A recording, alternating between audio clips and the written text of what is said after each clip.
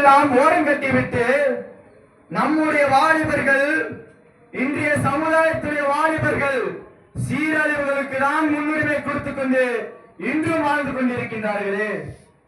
நம்முடைய மார்க்கத்திலே நம்முடைய இளம் சத்திய சஹாபாக்கள் தன்னுடைய இளமை பருவத்தை எவ்வாறு எல்லாம் கழித்தார்கள் என்று தெரியுமா? அதிலே முன்வரிசையில் இருக்கக்கூடிய முஸ்அப் இப்னு உமைர் ரலியல்லாஹு அவர்கள் மக்காவிலே மிகப்பெரிய ஒரு பணக்காரர். தன்னுடைய மார்க்கத்திற்காக, தன்னுடைய தீனிற்காக அனைத்து சொத்து சுகங்களையும் தூக்கி எறிந்துவிட்டு அல்லாஹ்விற்காக வந்தவர்கள். பெருமானார் ஸல்லல்லாஹு அலைஹி வஸல்லம் அவர்கள், முஸ்அப் அவர்களே, நீங்கள் மதீனாவிற்கு சென்று அங்குள்ள யூதர்களிடத்திலும் காஃபிர்களிடத்திலும் நம்முடைய மார்க்கத்தை எத்தி வைங்கள் என்பதாக அனுப்பி வைக்கின்றார்கள்.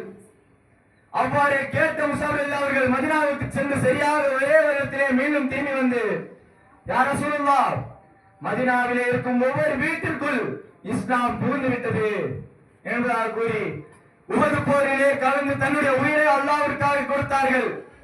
அவர்களுக்கு கஃன் இடும் பொழுது கஃன் துணி பத்தவில்லை. அதை பார்த்த பெருமானார் ஸல்லல்லாஹு அலைஹி வஸல்லம் அவர்கள், இவர் யார் என்று உங்களுக்கு தெரியுமா?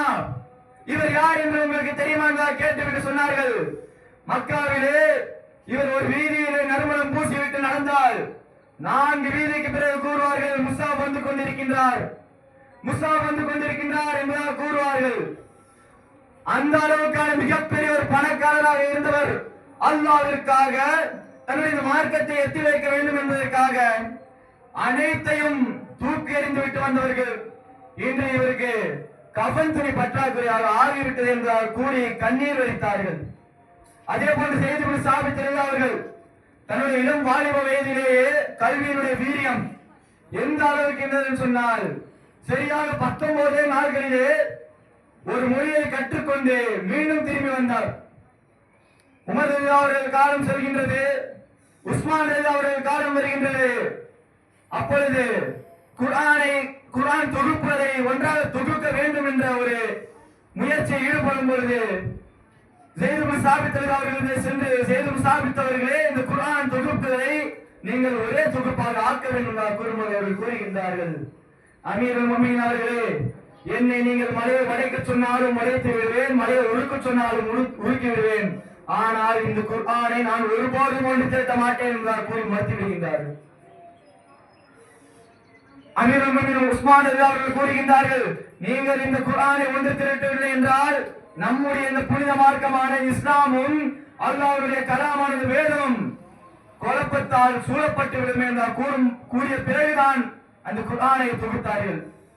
அதே போல பெருமானார் ஸல்லல்லாஹு அலைஹி வஸல்லம் அவர்கள் முஆத் இப்னு ஜபல் ரலியல்லாஹு அவர்களை அழைத்து, யா முஆத், இன்னி அஹப்புக ஃபில்லாஹ், உன்னை நான் அல்லாஹ்வுக்காக நேசிக்கின்றேன், உன்னை நான் அல்லாஹ்வுக்காக நேசிக்கின்றேன் என்று கூறிவிட்டு பிறகு கூறுகின்றார்கள், நீ கூஃபாவிற்கு சென்று அங்குள்ள யூதர்களிடத்தே நம்முடைய மார்க்கத்தை எத்தி வையுங்கள் என்று கூறுகின்றார்கள். இதுதான் நீ என்னை கடைசியாக காணப்போகின்றாய் என்பதாகவும் சொல்லி அனுப்புகின்றார்கள். அதை கேட்டு முஆத் அவர்களின் கண்களிலே தாரை தாரையாக தண்ணீர் வருகின்றது. பெருமானாரின் பிரிவை கண்டவர்கள் பெருமானாரின் வார்த்தைக்காக கூஃபாவிற்கு சென்று தன்னுடைய மார்க்கமான இஸ்லாத்தை எத்தி வைக்கின்றார்கள். இந்த இஸ்லாமிய மார்க்கத்தை எத்தி வைத்தவர்கள் ஆளுநராகவும் நியமிக்கப்படுகின்றார்கள். அங்கே அபூபக்கர் சித்திக் அவர்கள் காலம் சொல்கின்றது, உமர் அவர்கள் காலம் சொல்கின்றது. உஸ்மான் அவர்கள் காலத்திலே வரி பணத்தை ஒரு பெட்டியை அனுப்புகின்றார்கள். பார்த்துவிட்டு கேட்கின்றார்கள், முஆத் அவர்களே, இந்த வரி பணத்தை நீங்கள் கூஃபாவிலே இருக்கக்கூடிய எத்தனை வேலைகள் இருப்பார்கள், அங்கே நீங்கள் இதை பங்கிட்டு கொடுக்கலாம் என்றால் கூறும்போது கூறுகின்றார்கள், அமீருல் முஃமினீன் அவர்களே, இங்கே வரி பணம் வாங்கும் அளவிற்காக யாருமே தகுதியானவர்கள் இல்லை, இங்கே வரி பணம் கொடுக்கும் அளவுக்கு தான் தகுதியானவர்கள் இருக்கின்றார்கள் என்றால் கூறுகின்றார்கள். எப்பேற்பட்ட ஒரு வீரியம்! தன்னுடைய இளம் வயதிலேயே அல்லாஹ்விற்காக உயிர்த்தியாகம் செய்கின்றார்கள், அல்லாஹ்விற்காக கல்வி கற்கின்றார்கள், அல்லாஹ்விற்காக ஆட்சி அதிகாரத்தை நேரான வழியிலே வளர்ச்சியை செய்கின்றார்கள். ஆனால் இன்று நாம் வாழ்ந்து கொண்டிருக்கின்ற இளம் வாலிபர்கள் நாம் என்ன செய்து கொண்டிருக்கின்றோம் என்பதை நாம் என்றாவது யோசித்திருக்கின்றோமா? அப்போது நாம் சற்று சிந்தித்து பார்க்க வேண்டும். அன்பானவர்களே, தன்னுடைய இளமை பருவத்தை அவர்கள் அல்லாஹ்வின் பக்கம் செலவழித்துள்ளார்கள். நாம் எதிர்பக்கம் செலவழித்துக் கொண்டிருக்கின்றோம். நம்முடைய பார்வைகளை அங்குமிங்குமாக அலைய வைத்துக் கொண்டிருக்கின்றோமே. மது அருந்துவதிலும் போதைப் பொருள் உட்கொள்வதிலும் புகை பிடிப்பதிலும் தான் நம்முடைய வாலிபம் கழிந்து கொண்டிருக்கின்றது. நாளை அல்லாஹ் முஸ்தாபின் உமைர் அவர்கள் இதை கேட்டால், உன்னுடைய வாலிபத்தை நீ எதிலே கழித்தாய் என்றால் கேட்டால் அவர்கள் கூறுவார்கள், யா அல்லாஹ், நான் உனக்காக உன்னுடைய மார்க்கத்தை பிற பூமியிலே எத்தி வைத்தேன், உனக்காக உயிரை உனக்காக தியாகம் செய்தேன் என்பார்கள். இதே கேள்வி அல்லாஹ் செய்து சாபித்திலே அவர்கள் கேட்டால் அவர்கள் சொல்வார்கள், அல்லாஹ் உன்னுடைய வேதத்தை நான் ஒன்று திரட்டினேன் என்பார்கள். இதே கேள்வி அல்லாஹ் நாளை முஆத் அவர்களை கேட்டால், யா அல்லாஹ், நான் உனக்காக ஆட்சி அதிகாரத்தை நேரான முறையிலே நேர்மையான முறையிலே வளர்ச்சியை செய்தேன் என்பார்கள்.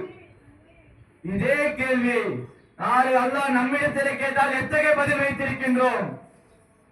கண்ணியமித்துக்குரியவர்களே, பெருமானார் ஸல்லல்லாஹு அலைஹி வஸல்லம் அவர்கள் கூறினார்கள், லா யஸாலு கதமா அப்தின் அன் ஷபாபிஹி ஃபீமா யஃப்னா. தன்னுடைய வாலிபத்தை எதிரே கழித்தா என்ற கேள்விக்கு பதில் கூறாமல் எந்த அடியானாலும் ஒரு அடி கூட நகர முடியாது என்பதாக கூறினார்கள். நாம் என்ன பதில் வைத்திருக்கின்றோம் நாளை அல்லாஹ்விடத்திலே கூறுவதற்கு? யா அல்லாஹ், நான் உனக்காக என்னுடைய இளமை பருவத்திலே போதைப் பொருட்களை ஏற்றுமதி இறக்குமதி செய்தேன், எக்ஸ்போர்ட் இம்போர்ட் செய்தேன், புகைப்பிடித்தேன் என்று சொல்லுவோமா? கேவலம் இல்லையா அன்பானவர்களே? எப்பேற்பட்ட ஒரு அசிங்கமான விஷயம்!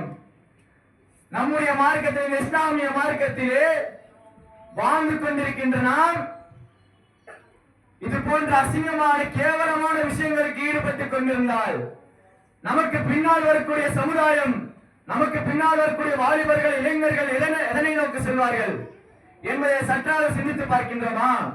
மன இச்சைகளும் ஆசைகளும் இந்த வயதிலே இருக்கத்தான் செய்யும். எந்த வாலிபன், எந்த இளைஞர் அதை உழைத்தெறுகின்றாரோ மனதிலே ஆழமாக பதிய வைத்துக் கொள்ளுங்கள், நாளை அவர்தான் அல்லாஹ்விடத்திலே வெற்றியாளர், அல்லாஹ்விடத்திலே கௌரவிக்கப்படுவார். அல்லாஹ்வுக்கு தொழுகை, நோன்பு, ஜகாத், ஹஜ் மட்டும் பிடித்தமான விஷயம் கிடையாது. அல்லாஹ்வுக்கு பிடித்தமான விஷயம் என்னவென்று தெரியுமா? இன்னல்லாஹ யுஹிப்புல் லதீன யுகாதிலூன ஃபீ ஸபீலிஹி ஸஃபன் கஅன்னஹும் புன்யானும் மர்சூஸ்.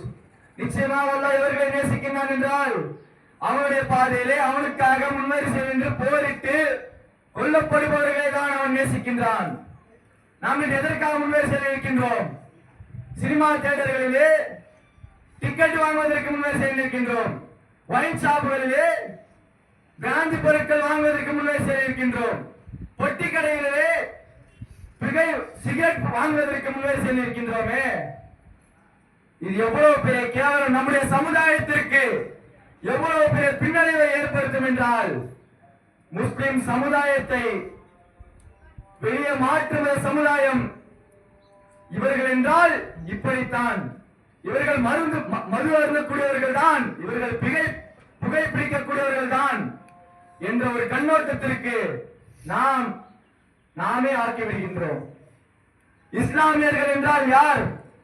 வீரத்திற்கு மறுபெயர் இல்லை. கல்விக்கு அவர்களை விட்டால் வேறு எவருமே கிடையாது.